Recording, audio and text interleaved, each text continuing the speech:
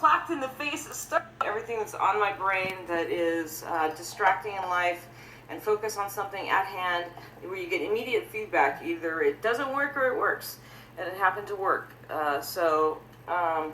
Thanks to my righty-tighty, lefty-loosey skills, my screwdriver, and my various... Do they score you after each broadcast? Yeah, the airplane, and then they let the brakes go, and you zoom up. Francisco, it's a little disturbing at first. What? I know, Ray has a certain skill. I don't know why that is, because he's just a little bear on a screen, but he also is a pretty badass with his thumbs. So, and I'm all thumbs. Look at your face. You know, this is not cool.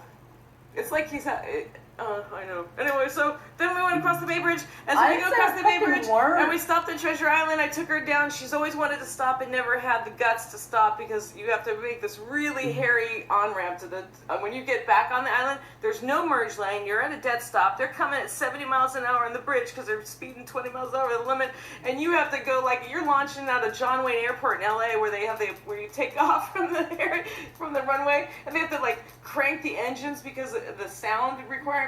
So they crank the engines full blast on when you're stopped in the airplane, and then they let the brakes go, and you zoom up, and you go shooting up into the sky, and then they turn off the engines because of the noise, and you float down. It's something like that. It's scarier because you're in a little car and they're coming at you.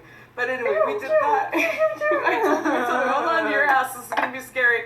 Then, so we come off the bridge, and Eve is overstimulated by all the architecture and the windows and everything, and she's going, I don't feel good. I have a video of everything we saw. I don't feel good. And she puts the seat back, and boom, we get into the service streets, and she starts her song and dance with a full seizure in the front seat, co-pilot. Were you hate? And I'm thinking, holy shit, I don't know where I can go with the car. Luckily, someone pulled out, and I'm a real badass in urban driving because I've been doing it. I mean, I've driven in Manhattan. I've driven in pretty much every major city in the Eastern Seaboard. I can neither confirm nor deny. I had a seizure and amnesia, so trust whatever she says. You woke up and we were parked on the street, right? Well, that's a fact. Between two cars, tight. I don't know. We were just parked, and I just remember you saying, Eve, you were safe. And we were in San Francisco. And then I said, we were in San Francisco? Is that what you said? We were in San Francisco, and you're cool.